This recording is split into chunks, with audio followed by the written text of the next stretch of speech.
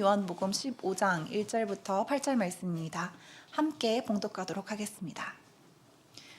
나는 참 포도나무요 내 아버지는 농부라. 무릇 내게 붙어있어 열매를 맺지 아니하는 가지는 아버지께서 그것을 제거해 버리시고, 무릇 열매를 맺는 가지는 더 열매를 맺게 하려 하여 그것을 깨끗하게 하시느니라. 너희는 내가 일러준 말로 이미 깨끗하여졌으니 내 안에 거하라. 나도 너희 안에 거하리라.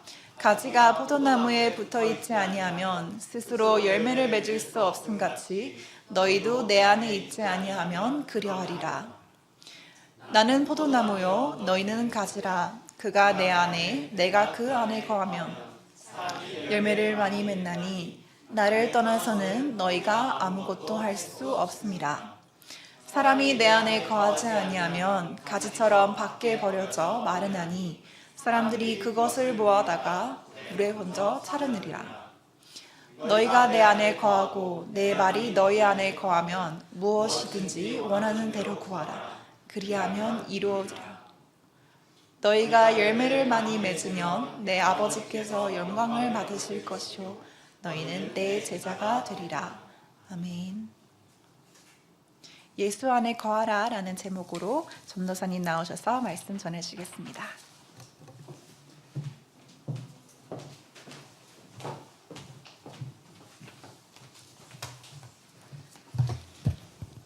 기도하겠습니다.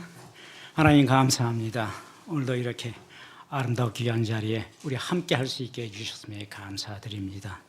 아버지, 무더위가 우리를 지치게 하지만 주께서 주시는 은혜의 풍성함으로 날마다 살아날 수 있는 힘을 주심에도 감사드립니다. 아버지, 우리 찬양과 기도를 들으신 주께서 성령으로 화답하셔서 아버지, 오늘 이 자리에서 행해지는 우리 모든 대화가 은혜가 될 수 있게 하시고, 우리 주님께서 주시는 각별한 은혜로 말미암아 우리 모두가 풍성해져 새로운 한 주간을 살아가는 귀한 힘이 되게 하여 주시옵소서. 오늘도 감사하며 예수 그리스도 이름으로 기도하옵나이다. 아멘. 오늘은 여러분 제목 예수 안에 거하라 이런 제목으로 여러분과 잠시 얘기를 나눠보겠는데요. 우리가 믿음의 열매라고 하는 우리 믿음이 우리 안에서 꽃을 피워서 열매 맺는 신앙을 하나님께서 원하신다고 했고, 그 믿음의 열매를 우리가 열어나가기 위해 하나님께서 우리를 어떻게 변화시키는지를 지난 시간에 몇 가지 여러 가지 얘기를 통해서 나눠보고 있습니다. 그 얘기를 지금 계속하고 있는 건데, 처음에는 하나님께서 세례 요한이 회개의 영을 불어오기 위해서 회개하라고 우리에게 먼저 외쳤죠.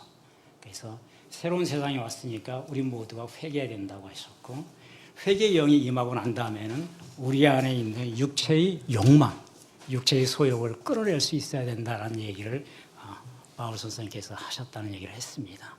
그리고 그거를 위해서는 우리 안에 생명의 법칙이 있고, 그리고 우리가 살아가는 가운데 사망이 브로네마라고 하는 형식 끝없이 우리를 괴롭힌다고 했습니다. 그래서 사망과 생명의 법칙이 있어서 우리가 어느 것을 택할 것인가에 따라 가지고 우리가 믿음의 열매를 맺을 수 있는지를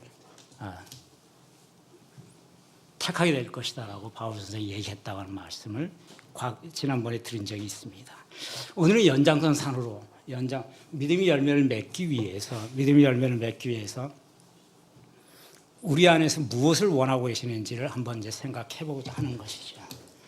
그와 같이 우리 안에 육체의 소욕과 우리가 생명의 법칙을 따라가고, 그리고 우리 안에 회개의 영이 임해서 우리가 과거의 것들에서 벗어나서 새로운 하나님이 주시는 새로운 인식과 체계로 우리를 집어넣는다고 했을 경우에 우리 삶이 어떻게 변할 수 있는 것인가에 관해서 주님께서 말씀하고 계시는 겁니다. 주님께서 일단 내 안에 좀 거해달라고 얘기를 하고 계시죠. 그래서 그 말씀을 주님께서 하시는데 그냥 하시는 것이 아니고 몇 가지 비유를 들어서 주님께서 이제 얘기를 하시는 겁니다.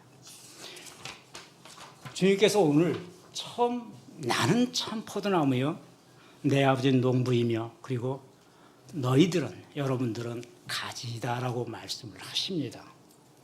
우리가 구약 성경을 보면 하나님께서 자기가 누구이신지를 드러내는 몇 가지 계시가 있었습니다. 그런데 하나님께서는 자기 스스로를 비유로 말씀하시지는 않으시고 내가 누구인지에 관해서 한번 말씀을 하시죠. 자기 정체성을. 우리는 하나님 무엇이라고 우리가 정의를 해야 될지 우리가 스스로 언어로서 표현하기 위해는 대단히 부족자이죠. 초월적인 존재, 말씀 이전에 계셨던 존재, 역사 이전에 계셨던 존재, 세상을 창조하셨던 여러 가지 말로 표현하지만은 하나님 스스로 자기를 표현하셨던 말이 있죠. 하나님께서 모세를 부르실 때 떨기나무 가지에서 불꽃으로 모세를 부르셔서 내가 택한 백성들을 고통받는 걸 내가 들었다고 하시면서 이제 내가 가지고 그 백성들을 끌어내라 라고 얘기를 하십니다. 내가 지정한 땅, 가나안 땅이 있으니 그 땅으로 그 백성들을 인도해 내라고 하시면서 그 땅은 젖과 꿀이 흐르는 땅이라고 모세에게 얘기를 하시죠. 그러자 모세가 하나님께 내가 백성들한테 가서 얘기해 본들 그 사람들이 어떻게 이 말을 믿겠느냐, 하나님께서 나를 보내셨다고 하면 어떻게 믿겠느냐, 내가 당신을 뭐라고 설명해야 되느냐라고 묻습니다. 근데 하나님께서 대답하시기를 나는 그 백성들이 물어보거든 나는 스스로 있는 자다. 스스로 있는 자가 내게 말씀하시기를 여러분들이 이제 애굽 땅에서 가나안으로 가야 된다는 얘기를 하십니다 라고 설명하라고 얘기하죠. 나는 스스로 있는 자이다. 히브리어로 에흐엘, 아쉘 에흐엘이라고 하죠. 에흐엘은 I am, 아쉘은 영어에 이제 관계되면서 who에 해당하는 개념이고 who I am이라고 영어 성경에 되어 있죠. 나는 스스로 있는 자이다. 에흐엘, 아쉘, 에흐엘 이렇게 하나님께서 스스로를 설명하십니다. 하나님 스스로 하나님의 나를 설명하는 것은 아마 우리 성경에 딱 한 번일 거예요. 그죠? 하나님 내가 누구라고 하는 걸 설명하는 것은 사실 하나님께서 자기 자신을 설명한다고 하는 것은 좀 넌센스에 가깝죠. 피조물한테 자기가 만든 피조물한테 내가 너야, 내가 누구라고 하는 걸 말한다는 게 얼마나 좀 그 황망한 얘기예요, 그죠? 황망하죠. 듣는 사람 입장에서는. 근데 모세가 내 백성들에게 내가 누구한테 얘기를 들었는지를 어떻게 말을 해야 될지를 모르니까 가서 내가 스스로 있는 자로부터 들었다라고 얘기하라라고 얘기를 하시는 겁니다. 하나님 누구시냐 하는 하나님 스스로의 자기 계시는 딱 한 번 있는 거죠, 우리 성경에. 이제 구약 역사를 돌아서 신약으로 와가지고 예수님께서 이 땅에 오셨는데 예수님께서는 이와 달리 자기 자신이 인격체로 오셨기 때문에 자기 자신이 누구인가 하는 것을 우리에게 다양한 각도로 설명을 해 주셨죠. 주로 비유하는 형식으로 설명을 해 주셨습니다. 아마도 하나님은 그럴 필요성을 못 느꼈겠지만 예수님은 인격체로 왔으니 사람들이 저 사람이 우리가 똑같이 생긴 저 요셉의 아들 저 사람이 어떻게 메시아인지 우리가 알 수 있나라고 하는 의문점을 당연히 가질 수 있겠죠. 그렇기 때문에 예수님께서는 자기 스스로를 누구다라고 설명해야 될 필요성이 당연히 있었을 거라는 생각이 들어요. 많은 이적을 행한다 할지라도 우리 구약에도 보면 매지션들도 그 마술사들도 기적을 행하잖아요. 그죠? 기적은 하나님만 행하시는 것이 아니고 하나님으로부터 일부의 권능을 위임받은 사탄들도 귀신들도 인간의 육신으로 이해할 수 없는 기적을 행할 수 있는 방법들이 있기 때문에 단지 주님께서 기적을 행했다는 이유만 가지고 주님이 하나님의 아들이라고 하는 걸 인간들이 우리 사람들이 믿기에는 대단히 어려운 부분이 있었을지 모르겠습니다. 그래서 주님께서는 자기 스스로가 누구인지에 관해서 말해야 할 필요성은 충분히 있었다. 그런데 우리 복음서에 보면은 마태, 마가, 누가복음에서는 주님께서는 내가 누구냐라고 하는 걸 굳이 말씀을 하지 않으세요. 제자들한테 물어보죠. 너희는 나를 누구라 생각하느냐라고 물어봅니다. 오히려 하나의 인격체로 계신 주님이 같이 지금 말씀을 나누고 은혜를 나누고 설교를 듣고 있는 제자들한테 너희는 내가 누구라고 생각하느냐 얘기를 이제 묻죠. 그랬을 때 제자들이 할 수 있는 말은 당신을 랍비라고도 하기도 하고 선생님이라고 하기도 하고 여러 가지 얘기가 있는데 나는 당신을 살아계신 하나님의 아들이라고 생각합니다. 베드로가 이제 그런 식의 얘기를 하잖아요. 그러니까 주님 스스로가 내가 누구다는 말을 하지는 않으시고 일단은 물어보십니다. 그런데 요한복음에는 주님 스스로가 내가 누구다라는 말을 물어보지 않고 직접적으로 얘기를 하시죠. 우리 요한복음 21개의 장에 걸쳐 요한복음을 자세히 살펴보면 주님께서 자기 스스로를 얘기하시는 비유로 얘기하시는 게 총 7번이 나오는 것 같아요. 아마도 요한복음은 복음서 가운데 이 마태, 마가, 누가복음하고는 조금 전하고자 하는 메시지 내용이 좀 다르죠. 마태나 마가, 누가복음의 경우에는 예수님이 생전에 공생의 생전에 했던 이적과 그 말씀을 가지고 말씀을 전파하려고 하는 목적이 있었던 것이고, 예수님께서 뭐라고 말씀하셨다. 그러니까 예수님을 믿어라. 그분은 하나님의 아들이다라고 하는 걸 믿도록 함이 목적이었을 것이고, 요한복음은 사도 요한은 그 목적이 아니고 예수가 누구인지 우리에게 오셨고 수없이 많은 이적을 보여주셨고, 그리고 십자가에 달려 죽으셨고, 그리고 부활하셔서 사람들이 수백 명의 사람들 앞에 보이셨던 그분이 누구인지에 대해서 설명을 하고자 하는 것이 목적이었던 거죠. 그러니까 요한복음은 다른 세 개의 공간복음과는 그 결이 많이 다릅니다. 중복된 부분이 다 있지만은 전하고자 하는 메시지 내용은 철저하게 예수가 누구이냐라고 하는 것을 초점을 맞춰서 지금 사도 요한을 쓰고 있는 거죠. 우리 성경 가운데 제일 66권 가운데 가장 후대에 가장 마지막에 쓰여진 것이 사도 요한의 글들이잖아요. 그죠? 요한계시록과 요한복음.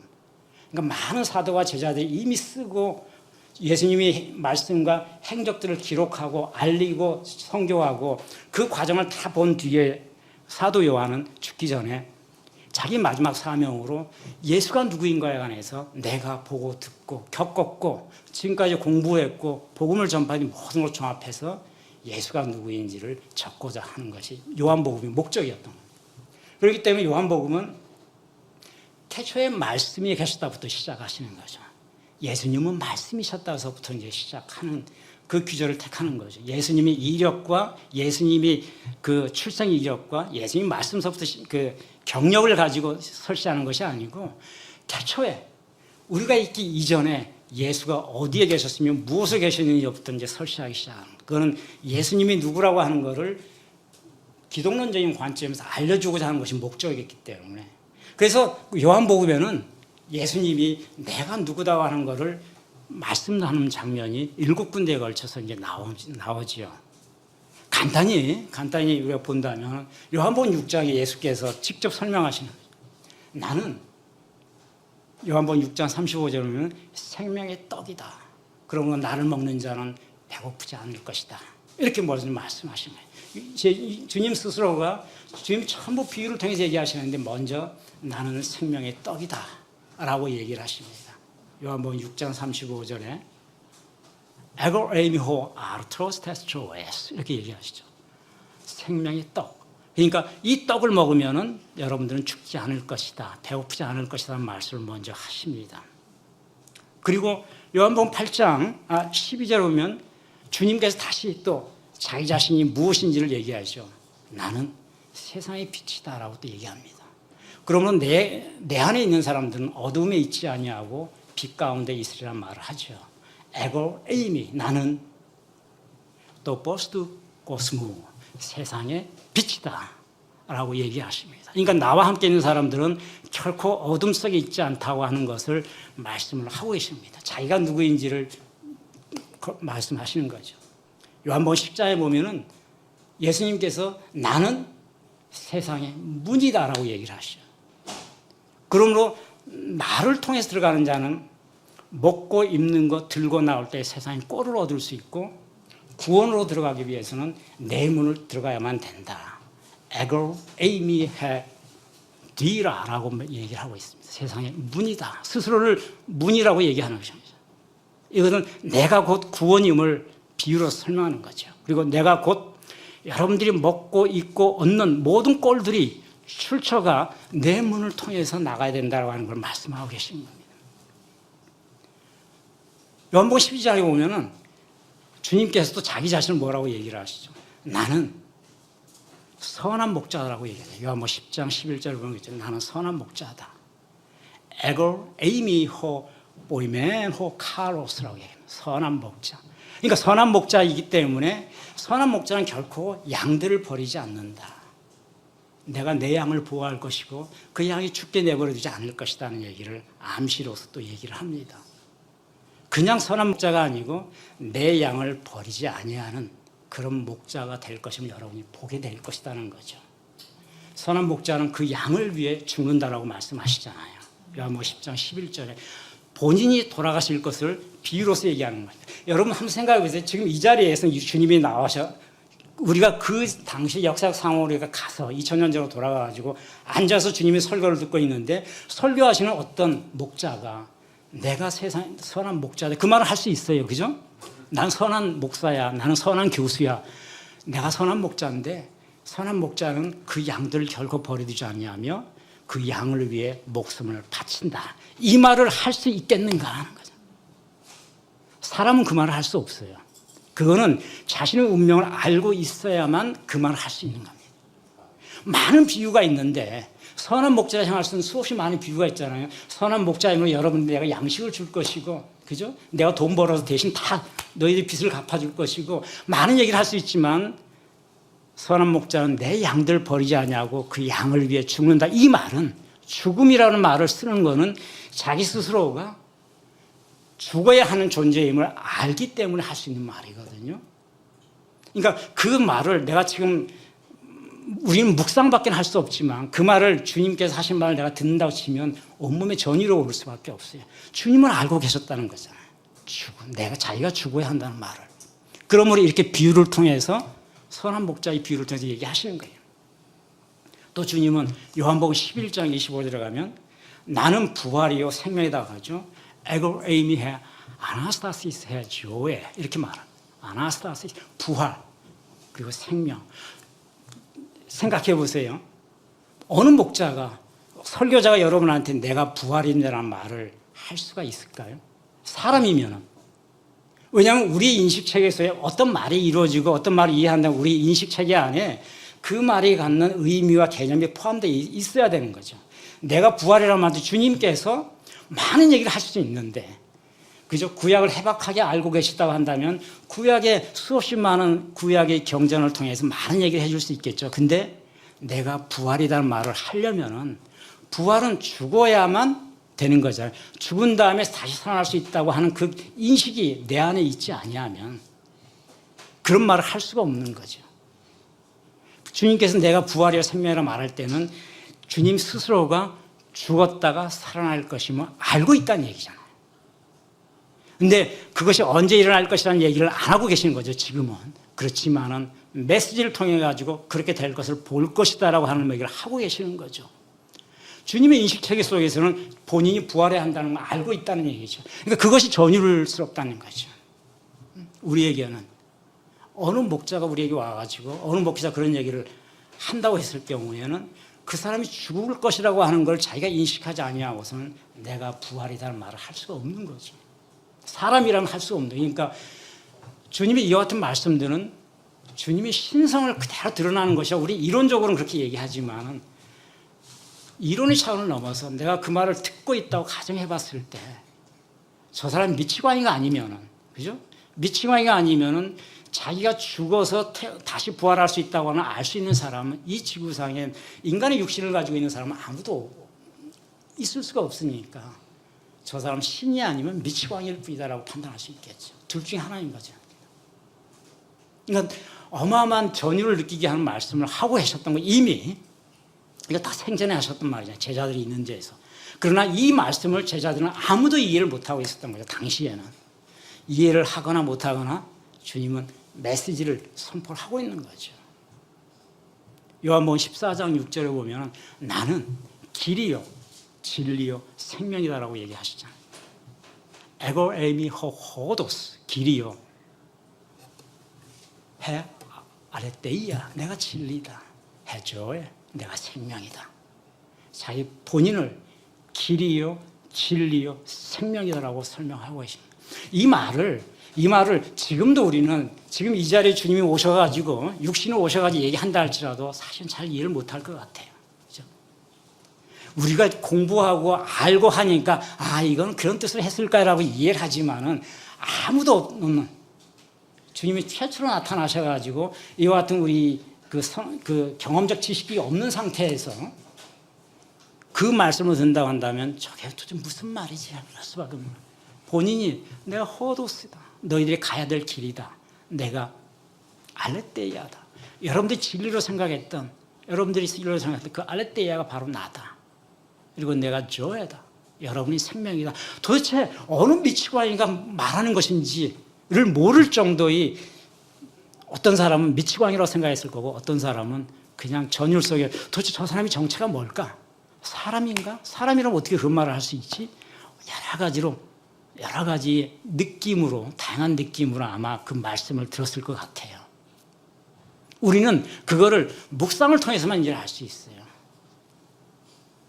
가장 가까이 들어갈 수 있는 것은 자기가 그 말씀에 깊이 파묻혀서 끝없이 주님으로 직접 그 말씀을 듣고 있다고 하는 것을 내가 묵상을 통해서 듣지 않으면 우리는 들을 수는 없지만은 당시에 들었던 사람들은 충분히 그랬을 가능성이 있죠. 그리고 마지막으로 주님께서 이제 요한복음 15장 1절에 나는 참 포도나무다. 에고 에이미 해 암페로스 해 아레띠네. 암페로스는 포도나무, 영어의 와인, 아레띠네는 아까 진리라고 했죠. 참 트로스포. 참 포도나무다라고 스스로를 얘기해요. 이 중에 처음 들었을 때 주님께서 스스로를 비유하는 7가지 비유가 요한복음 21개의 장에 걸쳐서 존재하는데 제일 마지막에 나오는 비유가 이 비유입니다. 참 포도나무 15장 1절에 있는 이 참 포도나무라는 비유는 대단히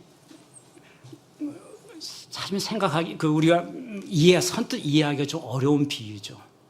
이거는 구약에 관한 일반적인 지식을 갖고 있지 않다고 한다면 주님께서 왜 포도나무라고 자기 스스로를 얘기했을까?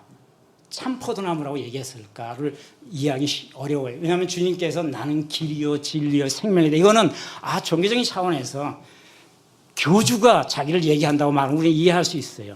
근데 세상의 어느 교주가 자기를 포도나무로 비유할까? 포도나무가 무슨 뜻이지? 그죠? 이 세상에 수없이 많은 나무, 떨기나무들이 하나님께서 모세에게 보였을 때는 떨기나무 가운데서 보였다고 했잖아요. 그죠? 무화과가 되어 있고 수없이 많은 나무가 있는데 주님이 스스로를 포도나무라고 얘기하면서 참 포도나무, 그냥 포도나무가 참이란 말을 붙여서 얘기를 해요.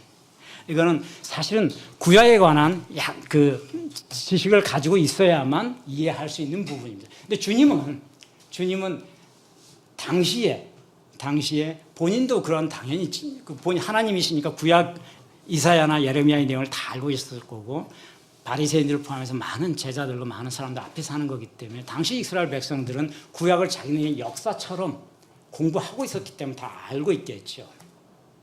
구약에서는 포도나무의 비유가 선지자들이 이스라엘 백성을 얘기할 때 여러 가지 비유를 썼는데 이스라엘 백성과 유다 백성들을 그 포도나무에서 비유를 가지고 많이 얘기를 하셨죠. 대표적인 게 이사야하고 예레미야서를 우리가 볼 수 있는데 이사야서 5장 1절부터 7절까지가 이사야 선지자가 부르는 포도원의 노래라고 한 노래죠. 나는 내가 사랑하는 자를 노래하리라 라고 시작합니다. 지금 이사야가 노래를 하고 있어요. 내가 사랑하는 자의 포도원을 노래하겠다. 내가 사랑하는 자에게 포도원이 있고 그 포도원은 심히 기름진 산이로다. 이렇게 시작합니다. 이게 이제 포도원의 노래를 이사야 선지자가 노래 형식으로 지금 비유해서 하는 말이에요. 그러면서 하나님께서 그 포도원의 땅을 파고 돌을 제하고 나무를 심고 좋은 포도나무를 심었더니 들포도가 맺어진 것이 어인일이냐라고 하는 겁니다. 이사야 선지자가 얘기하는 건 이제 이제부터예요. 왜 이런 비유를 하는지. 하나님께서 포도를 노래하시고 좋은 포도나무 기름진 산에다 포도를 설치해 놓고 거기다가 극상품 포도 종자를 심고 망대를 세우고 술틀을 만들어서 포도를 심었더니 드러난 포도는 좋은 포도가 아니라 들포도였더라. 이사야 선지자가 지금 이스라엘 백성들한테 하는 얘기입니다. 그러면서 이제 내가 하나님께서 그러시 5절에 보면 내가 내 포도원에 어찌할지 생각해보라. 너희들이 사리를 판단해보라 라고 얘기하죠. 내가 내 포도원의 울타리를 걷어내서 먹힘을 당하게 하겠다. 그리고 담을 헐어서 짓밟힘을 당하게 하겠다라고 얘기하십니다. 황폐하겠다. 그 이유를 이사야서 5장 7절에 표시하시죠. 7절에 저기 나오는 무릇 만군의 여호와의 포도원은 이스라엘 족속이 포도원이 이스라엘 족속이고 그가 기뻐하는 나무는 유다 사람이라고 하나님께서 얘기하셨어요. 그런데 하나님께 그들에게 정의를 바랬더니 그들이 포악함이었고 그들에게 공의를 바랬더니 그들이 오히려 부르짖었도다. 이렇게 얘기하십니다. 그러면 하나님께서 내가 그 울타리, 내가 심어놓은 그 울타리를 다 걷어내서 담을 헐어버려서 그것을 짓밟히게 하고 황폐하게 하겠다는 말씀을 하시는 겁니다. 이사야 선지자 이사야서 5장 1절 7절까지 가는 이 포도원의 노래는 노래 형식으로 이사야 선지자가 지금 자신의 그 나라인 이스라엘과 이스라엘 백성들에게 하고 있는 말이에요. 이사야 선지자는 당시에 우리가 그 유다 땅 히스기야서부터 대략 한 30년 정도 사역하셨던 선지자라고 하죠. 그 당시 사마리아가 여러분 아시다시피 구약성을 보면 북이스라엘은 사마리아의 사네립이라고 하는 이 아시라의 왕에 의해서 점령을 당하고 무너지는 시기를 보고 있습니다. 지금 이사야는 그걸 보면서 유다에 계속 경고를 하고 있는 거죠. 그리고 사네립은 사마리아를 함락한 다음에 유다 땅 예루살렘 포위해서 항복할 걸 종용하고 그런 와중에 있는 거죠. 그런 와중에 이사야 선지자는 유다의 백성들에게 그리고 유다의 이스라엘 남은 유다 민족에게 얘기하는 거죠. 너희들이 하나님께서 너희들을 원래 좋은 포도원으로 심었다. 그리고 이 땅에 좋은 포도원을 심었고 좋은 종자를 가졌는데 지금 너희들은 음행으로 인해서 이방신을 섬김으로 인해서 이미 들포도가 됐고 그래서 하나님께서 반드시 너희들을 심판하실 것이다. 이 말을 노래 형식으로 지금 담고 있는 것이 이사야 5장입니다. 한편 예레미야 선지자도 마찬가지예요. 예레미야 선지자는 이사야로부터 약 100여 년이 지난 뒤에 유다의 말기에 활약에 활동했던 선지자죠. 유명한 요시야 이후에 술람, 그 이후에 여호와킴, 그다음에 여호와킨, 그다음에 시디기야 이르기까지 그 말기에 활동했던 선지자가 예레미야 선지자인데 한 40년 정도 활동했던 것 같아요. 예레미야는 유다가 멸망하는 과정을 눈으로 보고 있는 겁니다. 그래서 예레미야는 그 유다가 멸망하는 과정을 예레미야 2장 20절에서 21절, 22절에 이스라엘이 어떻게 하고 있는지를 표현하고 있어요. 포도원에 비교해서.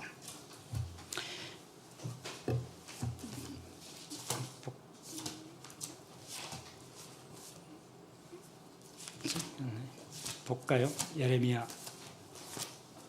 2장 20절에 보면 이렇게 되어 있어요. 내가 옛적부터 내 멍에를 꺾고 내 결박을 끊으며 말하기를 나는 순종하지 아니하리라 하고 모든 높은 산과 모든 푸른 나무 아래에서 몸을 굽혀 행음하였도다. 내가 너를 순전한 참 종자 곧 귀한 포도나무로 심었거늘 내게 대하여 이방 포도나무의 악한 가지가 되면 어쩐 일이냐. 22절에 가면 주 여호와의 말씀이니라. 내가 잿물로 스스로 씻으며 내가 많은 비누를 쓸지라도 내 죄악이 그대로 있으리라. 이렇게 얘기하죠. 예레미야 선지자는 하나님 말씀을 이렇게 전합니다. 유대 민족들에게 너희들이 옛날부터 너희 멍에를 꺾고 결박을 끊으면서 말하기를 그렇게 했다 그러죠. 멍에를 끊고 결박을 끊으면서 말하기를 모든 높은 산과 푸른 나무 아래에서 몸을 굽혀 행음하였도다. 이렇게 얘기를 하고 있습니다. 누구에게 하는 얘기죠 이게? 유대 민족에게 얘기하는 거예요.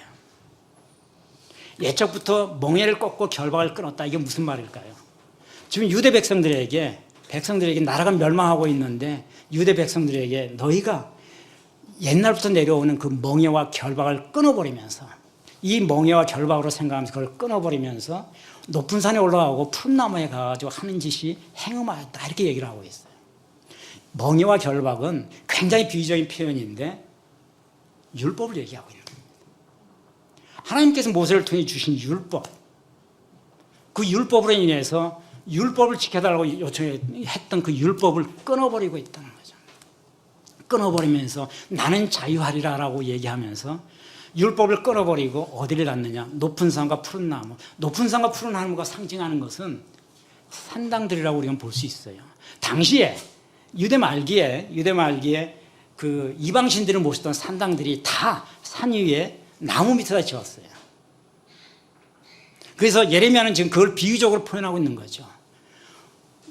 율법을 너희가 멍해라고 생각하고 결박이라고 생각하면서 다 끊어버리더니, 율법에서 하나님 외에는, 여호와 외에는 아무도 섬기지 말라고 하고 있잖아요. 끊어버리더니 높은 산과 푸른 나무에 가가지고 거기서 행음하고 있구나. 거기에 산당들을 지어놓고 거기서 이방신을 섬기고 있구나. 이렇게 얘기하는 겁니다. 실제로 그 이방신들, 바알신 같은 경우에는 그 산당 안에서 행음하는 것을 아주 자연스럽게 생각했죠. 그들은 행음, 그 안에서 행하지는 것들을 마치 자기 죄를 씻는 것으로 바알신은 그렇게. 그래서 여신들이 이제 그 산당 안에 그 여자 사제들이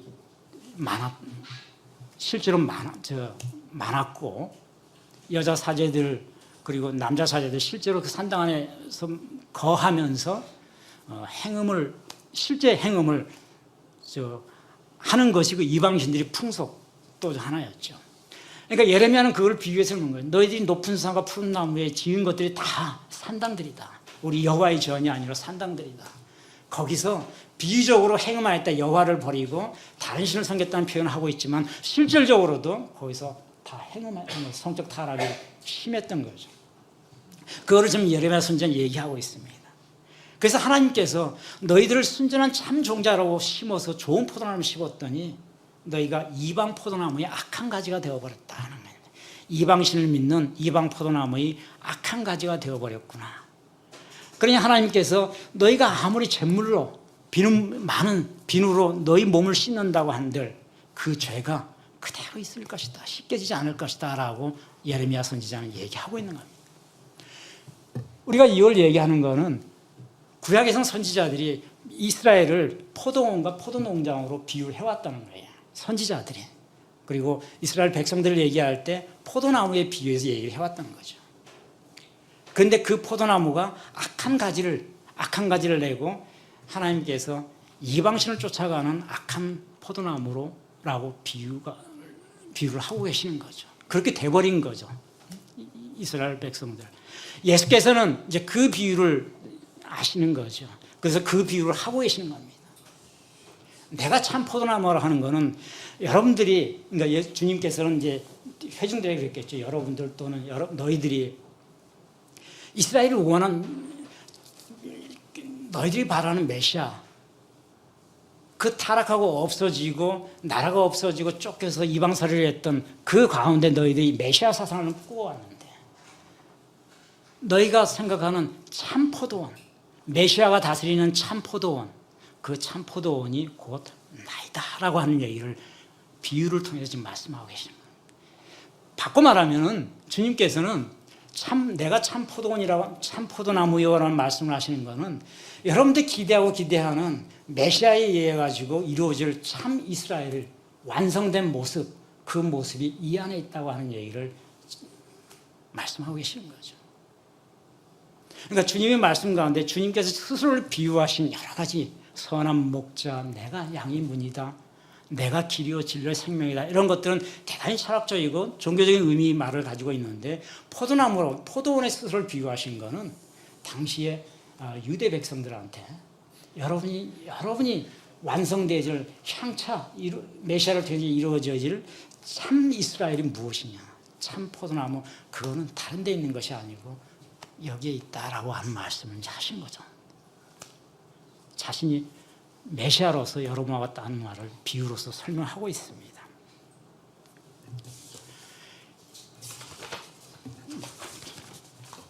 주님은 이제 말씀을 계속 하시는 거죠. 내가 참 포도나무, 암페로스 아레띠네라고 얘기하는 거죠. 진리의 포도나무라고 얘기하시면서 내 아버지는 농부라고 말씀하시죠. 게오르고스 파테르무 에스틴 게오르고스 이렇게 얘기하십니다. 내 아버지는 농부이시다. 그리고 여러분은, 그 말씀을 듣는 회중들한테, 여러분들 또는 제자들한테 여러분은 가지다라고 하죠. 후이메시다 고레마타 이렇게 얘기를 합니다. 15장 4절에 그렇게 표현되어 있죠. 에고 에미 나는 암페로스 해 알티네 후이메시타 그레메타 나는 포도나무요 너희는 가지다라고 얘기하십니다. 여기서 여러분들 어떤 느낌을 가지세요? 이 말씀을 가지고 주님께서 내 아버지를 농부라고 비유하셨어요. 게오르고라고 표현하셨잖아요. 농부가 포도원을 개척하고 간척하고 열매 맺도록 하시는 분이 농부죠. 근데 주님은 스스로를 나는 농부의 아들이라고 얘기할 수 있잖아요. 내 아버지가 하나님이시고 농부라고 했으니 나는 그 농부의 아들이라고 하실 수 있는데 주님께서는 농부의 아들이라는 표현을 쓰시지 않으시고 그 농부가 다듬는 포도 농장, 포도 나무가 나다라고 얘기를 하잖아요. 그리고 포도나무에 붙어 있는 가지가 여러분들이라고 얘기를 합니다. 아마도 주님께서는 여러 가지 생각을 가지고 이 표현을 쓰셨을 거예요. 우리가 흔히 삼위일체란 말을 많이 하잖아요. 성부와 성령과 성령. 이 삼위일체의 개념은 굉장히 전통적인 관념적인 개념이죠. 그러니까 아마도 주님께서는 말씀으로 내가 선지하고 계셨고 그때 창조주 하나님이 계셨고 이후에 다가올 성령 하나님이 있다고 하는 걸 알았고 그것으로 인해서 기독신앙은 삼위일체라고 하는 이제 신앙이 정립됐는데 주님께서는 먼저 세 가지를 얘기하시는 거예요. 먼저 내 아버지 농장 그 아버지가 심어놓은 참 포도나무 그것이 나. 그리고 주님께서는 성령을 얘기하지 않으시고 이때는 아직 우리 모두에게 너희들은 나의 가지다라는 얘기합니다. 우리가 주님과 하나라는 얘기를 하고 싶었던 거죠. 내 안에 붙어있으면 내 가지가 돼야 된다는 얘기를 하고 싶었던 거죠. 그와 같은 논리의 삼위일체를 얘기하고 있는 거죠. 우리는 성부, 성자, 성령만 얘기하지만 사실은 주님께서 얘기하고 싶었던 삼위 개념은 삼위는 성부, 성자, 성령을 얘기하고 있었던 것이 아니고 이 부분에서는 여러분들에게 주님은 지금 얘기하고 있잖아요. 우리에게 너희들은 내 몸에 붙어 있어야 하는 내 몸의 가지와 붙어 있기를 원하는 거죠.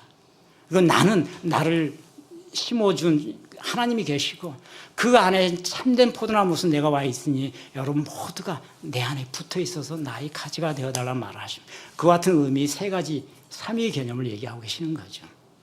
물론 뒤에 나오는 삼위일체 개념은 학자들에 의해서 이루어진 거지만은 그러니까 주님이 삼위를 얘기하고 계시는 건 아니지만은 우리는 여기서 느낄 수 있는 것이 우리가 그 가지로서 포도나무에 붙어 있으면 그 포도나무의 진액과 수액을 받아 먹으면서 포도나무 하나가 될 수 있다는 거죠. 그래서 주님께서는 내 안에 있으라고 하는 말은 가지가 포도나무에 붙어 있지 않으면 열매를 맺을 수 없다고 단언하시잖아요. 그죠? 그리고 하나님께서는 가지가 있어야 하는 이유는 열매를 맺기 위함인데 포도나무가 있고 열매가 있는데 열매를 맺지 못하는 가지는 잘라버리실 거다. 그리고 열매를 맺었던 가지를 할지라도 하나님께서는 그 열매를 더 풍성하게 하기 위해서 깨끗하게 하신다. 이런 말씀을 하시는 거예요. 주님께서 얘기하는 것은 우리가 흔히 얘기하는 가지치기를 얘기하잖아요. 우리가 농부가 가지치기 하는 이유는 열매를 잘 맺도록 하기 위해서 그 나무의 진액을 잘 받아들이도록 하기 위해서 장가지들을 다 제거하잖아요. 하나님께서는 주님은 그 얘기를 하고 계시는 거죠. 이 포도나무에서 나로부터 나오는 진액과 수액 이거를 잘 받아들여서 좋은 열매를 맺을 수 있기를 원하시는 거고 그와 같은 가지가 되기를 원하는 건데 그와 같은 열매를 만일에 여러분들이 맺지 못한다면 하나님께서 가지를 칠 것이다. 그리고 그 열매를 맺어도 그 열매가 더 풍성하게 맺기 위해서 하나님께서는 가지를 깨끗하게 하신다는 말을 특별히 더 하고 계시는 거죠. 여기서 우리는 이제 어떤 생각을 해볼 수 있냐면은 신앙이 열림이 깊어지고 믿음이 깊어지고 신앙이 좋아지는 사람들에게 다가오는 환난, 어려움, 시련들이 많아지는 것을 여러분들은 느끼시는가요? 느끼게 돼요. 아직은 젊으니까 아직은 여러분들은 많은 사람들만큼 그 신앙의 선배들만큼이 환난과 어려움들을 겪지 않았을 수 있어요. 근데 신앙은 확실히 신앙의 열림이 깊어지고 믿음이 좋아지면 반드시 시련과 환란이 다가올 수 있다는 겁니다. 근데 그것이 왜 그럴까? 그건 거의 진리예요. 그것이 진리이기 때문에 바울 서신서에 보면 그와 같은 말들이 많잖아요. 환란 중에도 기뻐하라. 로마서 5장 3절 4절 보면 바울 선생이 이렇게 하잖아요. 여러분들 환란 중에서도 기뻐하라. 왜? 그 환란이 인내를 낳고 그 인내가 연단을 낳고 그 연단이 비로소 여러분에게 소망을 줄 것이다. 그러므로 환란 중에 기뻐하라라고 얘기하신. 야고보서 1장 2절에 보면 야고보가 이런 얘기를 해요. 너희가 여러 가지 사건을 시험을 당하거든 시험 당한 것을 괴로워하지 말고 기뻐히 여겨라. 그 믿음의 시련이 바로 인내를 낳아주기 때문에 기뻐히 여겨야 된다. 이렇게 야고보서는 얘기합니다. 히브리서 12장에 그 같은 구절이 또 있어요. 히브리서 12장 9절에서 13절 정도 보면은 주께서 징계하신 일을 왜 징계하는지를 히브리 기자가 얘기를 하죠. 주께서 자기가 사랑하는 자를 징계하신다라고 얘기하고 자기를 미쁘시게 하는 자에게 채찍을 가할 수도 있다고 얘기합니다. 우리가 징계를 받고 채찍을 받는 것이 그때는 슬퍼 보일지라도 즐거워 보이지 않냐 할지라도 그 채찍과 징계가 비로소 의의 열매를 맺게 될 것이다. 히브리서 12장 11절에 나오는 얘기예요. 많은 사도와 선지자, 많은 그 신앙의 선배들이 환난과 시련을 얘기해요. 이거는 필수 불가라는 이거 반드시 존재하는 것이기 때문에 나오는 얘기거든요. 그걸 기대해서가 아니고 믿음이 성숙해지고 신앙이 좋아지는 사람들에게는 반드시 다가오는 현상이라는 거죠.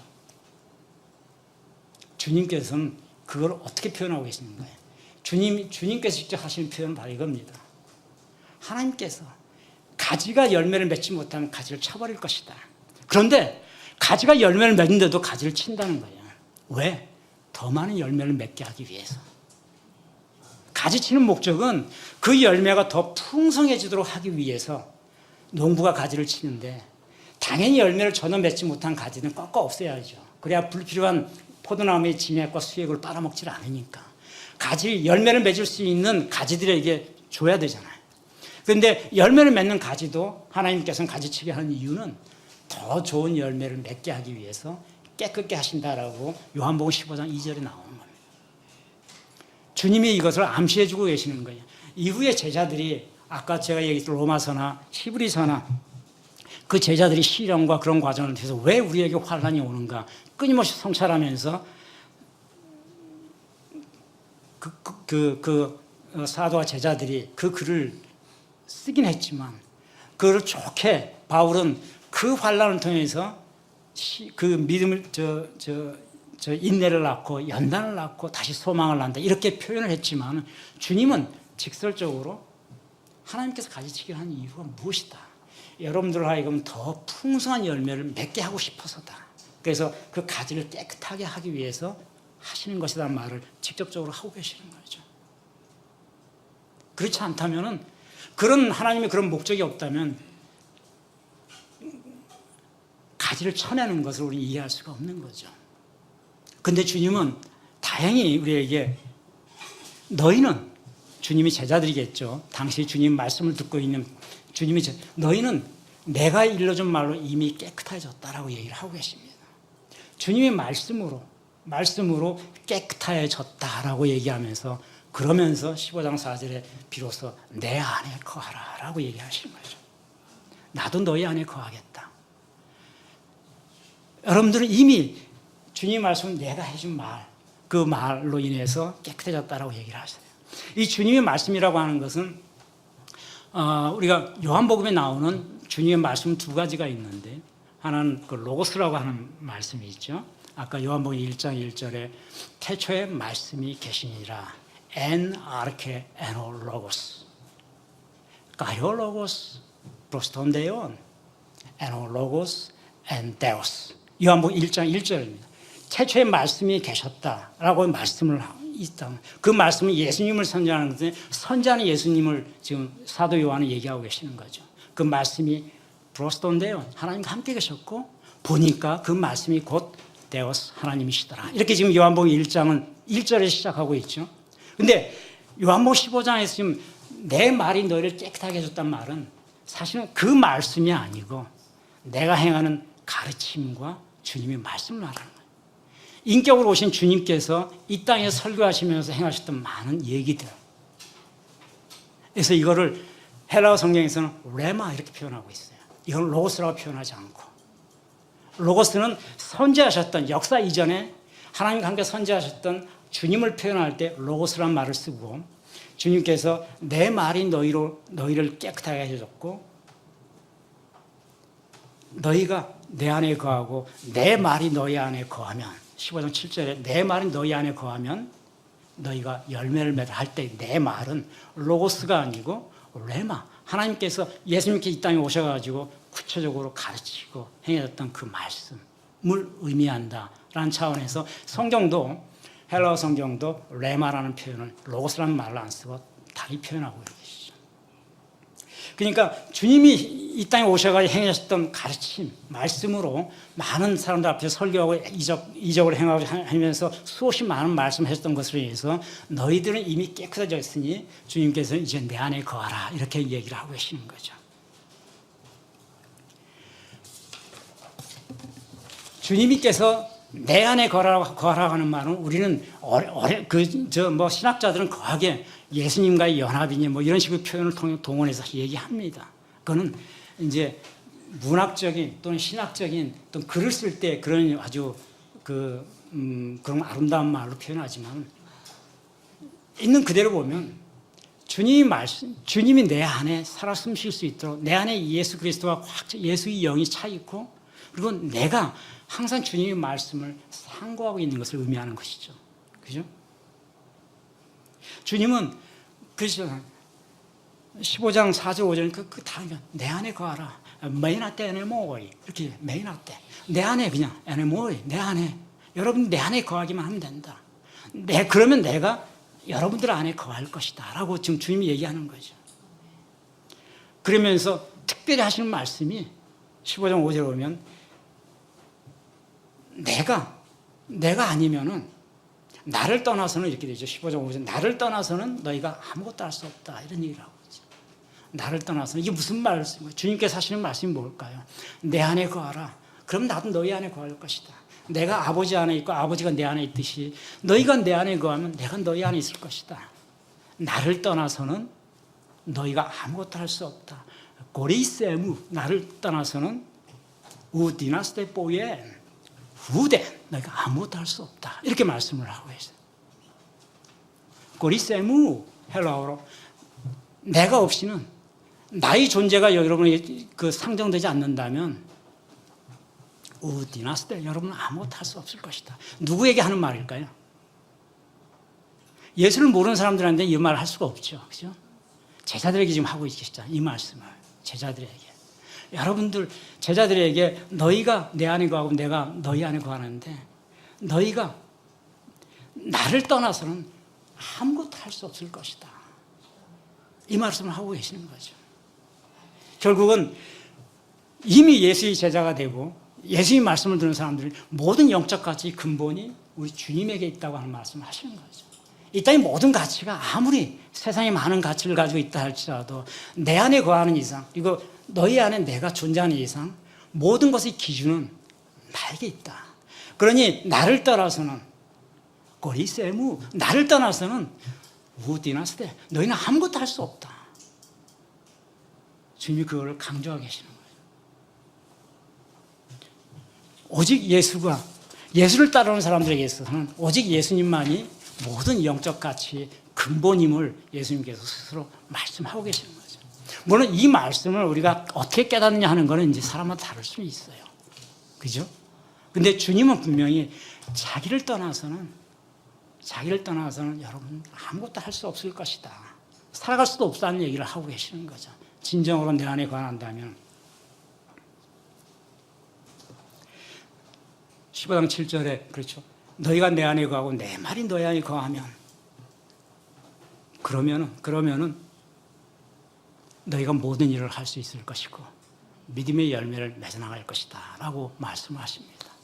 여기서 말한 내 말도 단지 주님의 존재를 의미하는 것이 아니고, 주께서 하시는 말씀은 내가 행했던 얘기했던 수없이 많은 가르침과 전해줬던 말씀 있잖아요. 복음서에 나오는 주님의 말씀. 이 말이 너희 안에서 생생하게 기억되기를 원한다는 얘기죠. 그래서 레마라고 성경은 표현하고 있는 거죠.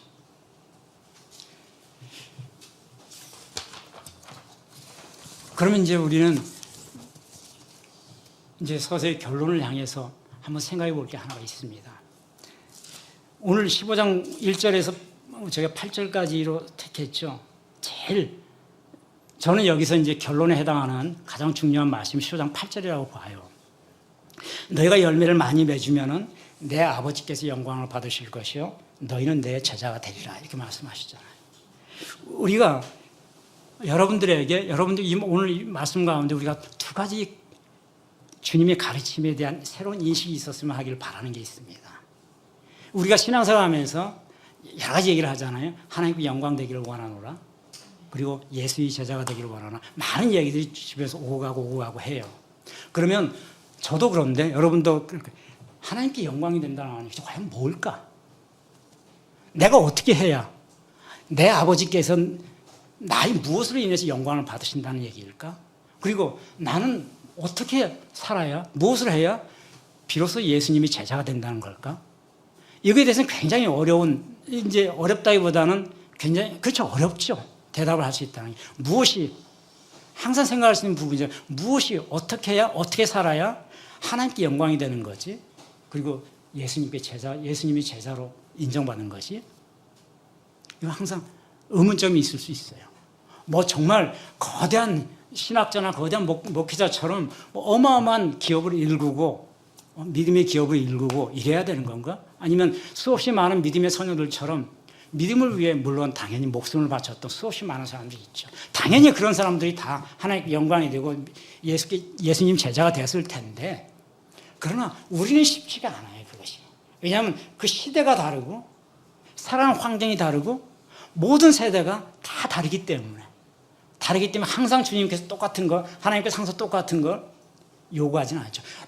지금 믿음으로 인해서 순교하는 사람이 없잖아요. 없는데 너 믿음의 소녀처럼 순교해 볼래?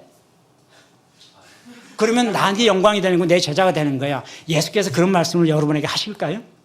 천만에요. 전혀 그런 말씀을 하시지 않거든요. 그 시대가 다르기 때문에 어쩔 수 없는 거예요. 그 시대에는 그렇게 순교를 할 수밖에 없는 믿음의 소녀들이 순교를 할 수밖에 없는 많은 시대가 있었고 지금 우리는 어떤 시대로 내가 아무리 예수님을 부르짖어도 그것으로 인해서 목숨을 요구하는 사람들 시대는 아니기 때문에 그러면 무엇이 하나님께 영광을 받는 것인가? 정말 어렵게 생각할 필요가 없는 것을 우리가 깨달아야 된다는 거죠. 주님께서 육성을 직접 하시잖아요. 너희가 내 안에 거하고 내가 너희 안에 거해서 너희가 열매를 맺으면 그것이 하나님께 영광이 되는 것이다. 그리고 그때 비로소 내 제자, 예수의 제자가 되는 것이다. 이런 얘기를 하시죠. 예수의 제자가 된다고 하는 것은 우리가 제자 훈련도 받고 뭐 많은 교회에서 신앙생활하는 동안 봤잖아요. 그러면서 주님의 제자, 나는 예수의 제자가 돼 있는가? 먼 한서부터 시작해가지고 주님의 제자는 과연 어느 정도의 믿음의 폭과 정도를 가지고 있어야 되는 걸까? 항상 생각할 수 있어요. 그리고 해답은 없죠. 근데 그 해답을 우리는 주님의 말씀에서 찾아야 되는 거죠. 주님이 요구하는 자신의 제자는 딱 하나예요. 내 안에 거해줄래? 그리고 내 말을 날마다 네가 묵상하면서 내 말이 너 안에 거한다면 내가 믿음의 열매를 맺을 것이고 너는 당연히 나의 제자가 되는 것이야. 어마어마한 선교 프로젝트를 생각하고 어마어마한 계획을 세워가지고 아프리카 전체를 내가 그냥 아프리카 전체에서 하나님을 찬양하도록 만들 거야 난. 예수께서 그런 거를 우리에게 요구하지 않는다는 거예요. 내가 너 안에 있으면 돼. 그리고 네가 내 말을 상고해 주기만 하면은 너는 믿음의 열매를 맺게 되고 그것이 내 제자가 되는 거야. 그리고 하나님께 영광이 된다고 얘기하시잖아요. 주님께서. 그것이 하나님께 영광 되는 거라고 그러잖아요. 그죠? 강남 한복판에 거대한 성전을 세워야 영광이 되는 게 아니란 얘기예요. 주님은. 그죠? 내 안에서 나를 생각해 주기만 한다면 그러면 나를 생각하는 너희 마음속에는 내 말이 항상 들어있지 않겠냐는 거죠. 그러면 너는 변할 것이다. 어떻게? 믿음이 열매를 맺는다는 얘기는 변화한다는 얘기죠. 그죠? 오늘은 믿음이 열매가 과연 구체적으로 무엇일까라는 얘기는 이건 또 굉장히 많은 얘기를 해야 될 부분이기 때문에 거기까지는 나가지 않겠지만 우리 많은 얘기 하잖아요. 성령의 열매는 희락고 화평과 뭐 많은 얘기를 하잖아요. 그죠? 인내와 연단과 뭐 어찌됐든 믿음이 열매를 맺는다는 얘기는 인간이 변화한다는 얘기입니다.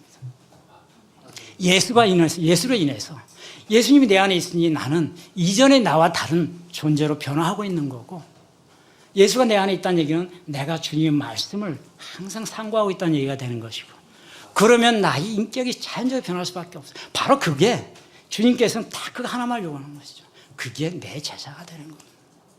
그리고 너의 그 같은 모습이 너의 그 같은 변화가 하나님께 영광이 되는 것이다. 그러니 이제 우리는 하나님께 영광이 되는 것과 예수님이 제자가 되는 것이 너무 거창하지 않다고 하는 걸 느낄 필요가 있어요. 너무 어마어마한 프로젝트가 아니다. 그걸 어마어마하게 하고 크게 생각하면 우리 신앙은 갈수록 어려워집니다. 왜냐하면 감당할 수가 없기 때문이죠. 우리가 세상 살면서 수없이 세상에 많은 문제에 부딪혀가면서 자기 일을 해가면서 살아가는데 말씀을 내로 살아간다고 하는 것이 얼마나 어려운 것인지 우리가 알잖아요.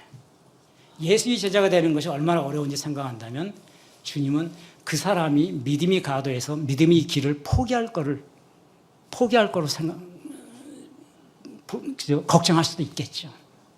그러니까 그런 게 아니라는 얘기를 하고 싶은 거예요. 주님은 너에게 요구하는 것이 여러분에게 요구하는 것이 어마어마한 것을 요구하는 것이 아니고 그저 내가 그대 안에 있기만 하면 된다. 그리고 그대가 나를 생각해주고 그대의 인격이 나로 인해서 매일매일 조금씩 변할 수만 있다면 바로 그대로 인해 하나님이 영광받는 것이요. 그것이 내 제자가 되는 것이다 라고 예수님은 그러면 이제 그렇게 변화된 사람들을 주님께서는 다양하게 쓰시겠죠. 어떤 사람들은 목회자로, 어떤 사람들은 선교사로, 어떤 사람들은 뭐 기업가로 쓰셔서 큰 돈을 기부하기도 하고, 그죠? 다양하게 쓰실 수 있겠죠. 근데 변하지 않으면은 아무 의미는 없는 겁니다. 아무리 내가 많은 헌금을 하고 내가 아무리 큰 교회를 세운들 내가 변해 있지 않으면 예수로 인해서 내 인격이 변해 있지 않으면 주님은 그것으로 인해서 절대 영광을 받지 못하기 때문인 거죠. 하나님께 영광을 돌린다고 하는 것은 이와 같이 단순하다는 거죠. 그리고 그것이 내게 결코 부담으로 와서는 안 된다고 하는 걸 하나님께 영광 돌리는 것이 내게 부담으로 온다면 우리는 하나님께 영광 돌리지 않고 살아가려고 할 거예요. 부담이 되는데 살기 힘들어지는데 그죠? 우린 연약하니까. 근데 하나님께서는 결코 부담이 안 되게끔 오직 내가 변하기만 하면 된다는 식으로. 그러니 우리는 자유하면서도 자유한 가운데서 주님의 그 말씀 하나로 변화하면서 그것이 하나님께 영광이 되고 주님이 제자가 되는 길이라고 하는 이 단순한 진리 가운데서 우리가 살아갈 수 있는 거죠. 신앙 영적 부담이라는 것이 여러분 있잖아요. 그죠? 영적 부담이라는 게 있어요. 신앙적으로 성숙해지면 성숙해질수록 자기가 더 다른 사람에게 좀 더 특별해 보여야 되고 신앙적으로 영적으로 좀 더 많은 은사가 있는 것처럼 보여야 되고 그리고 헌금도 더 많이 해야 되고 또 각종 교회 일에 훨씬 적극적으로 많이 나서야 되고 이거는 우리에게 부담으로 오는 겁니다. 예수께서 그것을 원하시는가요? 아니라는 거죠. 우리 신앙에 부담을 주는 것은 하나님은 절대 원하지 않는다는 겁니다. 그냥 원하는 것은 내가 변하기만 바란다. 그러면 우리가 자유한 상태에서 예수 그리스도의 자유한 상태에서 난 무엇인지 할 수 있는 거예요. 주님이 주시는 마음으로 주님이 주시는 대로 주님이 주시는 영감으로 나는 내게 맞는 것 내가 할 수 있는 것을 기쁨으로 할 수 있는 거죠. 주님이 원하시는 그거지 신앙적 부담으로 와 닿게 하려고 하는 것이 아니다.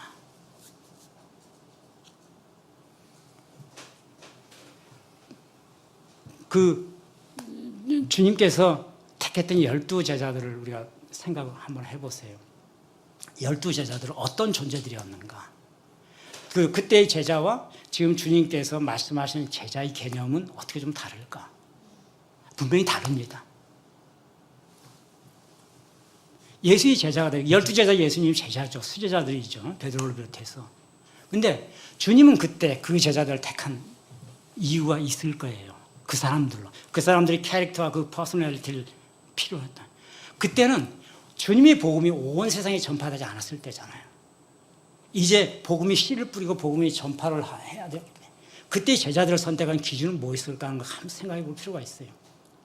저는 그때 주님께서 제자들을 선택했던 그 제자의 기준은 아마도 그냥 순종할 수 있는 사람. 네가 너에게 놀라운 지성과 놀라운 능력이 있는 걸 요구하지 않아요. 그거는 내가 행하는 것이고 주님께서는 너는 네가 보고 듣고 들은 바를 내가 행한 걸 보았고 그죠? 내가 말한 걸 들었으니까 보고 들은 바를 그냥 알리기만 해라. 알릴 수 있는 사람들. 일단 땅끝까지 알려야 되니까 복음을 알릴 수 있는 사람을 제자로 뽑았을 거예요.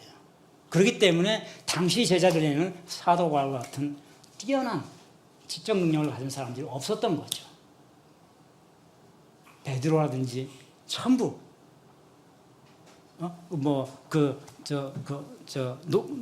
농부 어부 목수 이런 사람들 그죠? 그 대신 네가 보고 들은 바를 한마디도 거짓말하지 않고 가감없이 그대로 전파할 수 있는 사람. 그게 예수님이 선택한 12제자의 기준일 겁니다. 물론 예수님이 기준을 말씀하시지 않았지만 그 면면을 보면 그렇잖아요. 지금은 어떤가요? 예수께서 이 말씀을 하실 때 예수께서 내 복음을 만방에 전하기 위해서 여러분들을 제자로 지금 얘기하시고 계신가요? 그것이 아닌 거죠, 지금. 그 제자들은 예수님 복음이 전혀 전파되지 않았던 시기에 전파해야 될 필요성이 있기 때문에 보고 들은 바를 그대로 전하기 위해서 그 사람들을 다 택해서 보고 듣고 하면서 순교까지 당하게 했지만은 지금의 예수님의 제자들은 예수님께서 순교를 원하지 않으신다는 거예요. 예수님 분명히 말씀하시잖아요. 그냥 내 말이 너희에게 네 안에서 살아 숨 쉴 수 있도록 해주면 안 되겠냐는 거죠. 내가 너희 안에 살 수 있게끔.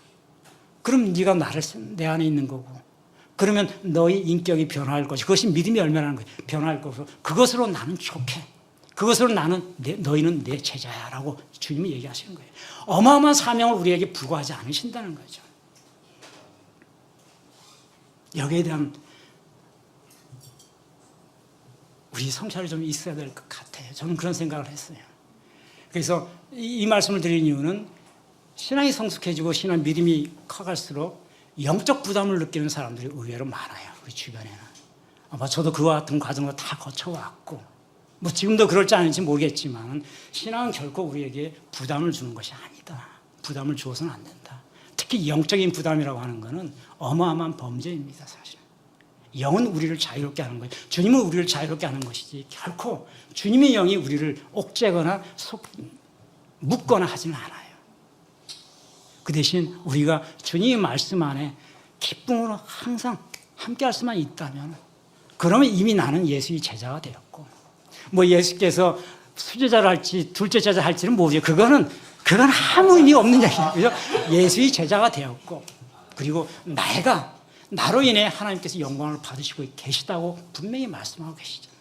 그럼 된 거예요. 나의 역할은 그런 거죠. 우리 역할은 그런 겁니다. 내가 살면서 나는 지금 변호사로 살고 있지만 여러분들 이제 각자 자기 집으로 살 거예요. 살면서 주님 믿음을 인해서 내가 변화되고 나는 열심히 이 땅을 살면서 말씀을 상고하며 살고 있어요. 그 자체가 하나님께 영광이 되고 있다고 예수께서 말씀하시고 있어요. 그 자체로 너희들은 내 제자가 돼 있다. 얘기하고 계시는 거죠. 그러면 내가 어떤 영적 부담을 느껴야 될 필요가 없는 거죠. 신앙적 부담도 마찬가지고. 그러니까 주님이 제자가 되고 하나님께 영광이 된다고 하는 것은 거창한 것이 아니다는 것을 우리는 알 수 있을 것 같아요. 마지막으로 이 말씀을 드리면서 믿음의 열매 결국은 이제 또 때가 되면 바울 선생이 얘기하는 믿음의 열매는 구체적으로 무엇이었을까? 그거는 이제 다음 챕터에서 한번 우리 같이 얘기를 해보게 할 텐데 빌립보서에 이렇게 바울 선생이 얘기하고 있어요. 빌립보 성도들에게 편지를 쓰면서 나는 여러분들이 빌립보 성도들을 얘기하는 게 예수 그리스도로 말미암아서 내 말을 듣고 지금까지 변화된 여러분들이 의 열매가 가득해서 그것이 하나님께 영광이 되고 찬송이 되기를 원한다. 이렇게 권면하는 글을 썼어요. 빌립보서 1장 11절이죠. 그냥 바울 선생이 자기 말을 듣고 그 성장한 그 성도들에게도 원하는 것은 딱 하나예요. 예수 그리스도로 말미암아 돈 디아 예수 그리스도 이렇게 되어 있죠. 의 열매 까르폰 디카요 시네스 의로운 열매가 가득해서 페프라로메노이란 말은 풍성해진다는 얘기입니다. 빌립보서 1장 11절에 헬라어 성경 보면 그래서 그것이 덕산까지 에파이논 되고 하나님께 덕산 영광이 되고 그리고 에파이논 찬양이 되기를 원한다는 거죠. 바울도 주님과 똑같은 얘기를 하고 있는 거예요. 그냥 여러분들이 믿음으로 인해서 의 열매 거창한 것 같지만 의 열매는 대단한 것이 아니죠. 신앙의 변화입니다. 인격의 변화. 그 변화로 인해서 에스덕선 하나님께 그것이 영광이 될 것이고 그리고 찬양이 될 것이다. 얼마나 놀랍고 편안하고 우리를 하여금 모든 신앙적인 영적인 부담에서 해방시켜주는 말씀이죠. 그죠? 우리 안에서 의의 열매가 무엇이든 이걸 풀어서 지금 디카이 시네라는 말을 구체적으로 설치를 안 했어요. 이 부분에서는 그건 바울 서신을 전반적으로 보면서 나겠지만은 의의 열매가 풍성해진다. 그러므로 인해 가지고 그것이 그냥 하나님께 영광이 되고 여러분의 존재가 하나님께 영광이 되고 그것이 찬양의 존재가 될 것이다. 예수님께서는 여기에 그랬을 때 여러분이 내 제자라고 이 말씀을 하신 거죠. 바울 선생의 얘기나 예수님의 말씀이나 우리는 믿음의 열매, 예수 안에 거하면서 주님 말씀을 통해서 믿음의 열매가 풍성해지면 그것이 곧 하나님께 영광이 되는 것이고 그 예수의 제자가 되는 것이지 그 이상 그 이하도 없다 라고 얘기하시면 돼요. 그래서 여러분들이 교회를 열심히 하셔도 좋고 어디 가서 어마어마한 성교 프로젝트 꿈을 가져도 다 좋아요. 좋은데 그거는 여러분에게 맡겨지는 하나의 사명이 또 임무, 미션일 거고 본질은 아닌 거예요. 본질은 여러분 안에 예수가 있느냐 없느냐. 여러분이 예수님 말씀을 상고해서 여러분이 변하느냐 변하지 않느냐 그것이 본질인 거고 예수님이 딱 그것만 본다는 거예요. 그 뒤에 조금 더 공부를 잘하는 사람들은 야, 너 저기 신학교 가서 한번 교수도 해볼래? 또 뭐 예수님 그럴 수도 있겠죠. 조금 열심히 또 말재주가 있는 사람들한테는 너 그렇게 말재주가 그렇게 있는데 야 그거 가지고 저기 교회 가지고 좀 설교 좀 해봐. 뭐 이런 말 사람도 있을 거고 열심히 또 봉사활동에 아주 뛰어난 그런 분들이 있잖아요. 그런 분들은 교회 내에서 묵묵히 그러면서 기뻐하는 분들이 있잖아요. 그거는 예수님께서 다 그 사람이 성격과 그 사람의 역할에 따라 부가 맡겨지는 일이지 그것이 예수의 제자가 되고 하나님께 영광이 되는 것이 아니라는 거예요. 그 이후의 일인 거죠. 하나님께 영광과 예수님 제자가 되는 것은 내가 변해 있으면 된다는 거죠. 예수님 말씀으로 인해서. 오늘은 오늘 여기까지만 여러분들 대화를 나누고 오늘 뭔가 또 미션이 있는 것 같던데 그죠?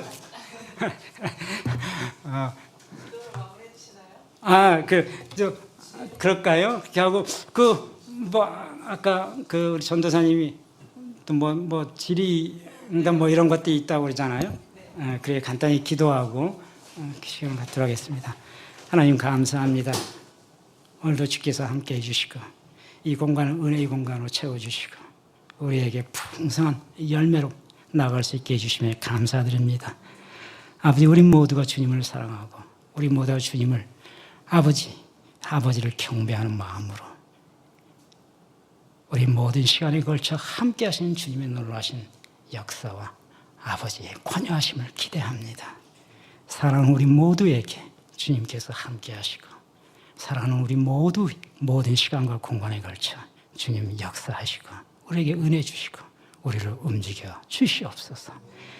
우리 모든 것이 주 안에 있음을 고백합니다. 살아가는 것이 주의 은혜임을 고백합니다. 나의 모든 시간과 공간이 주 안에 있음을 고백할 수 있게 하시고 오직 예수 그리스도로 말미암아 기쁨과 은혜가 풍성해지는 시간들로 채워지게 하여 주시옵소서. 감사하며 예수 그리스도의 이름으로 기도하옵나이다. 아멘.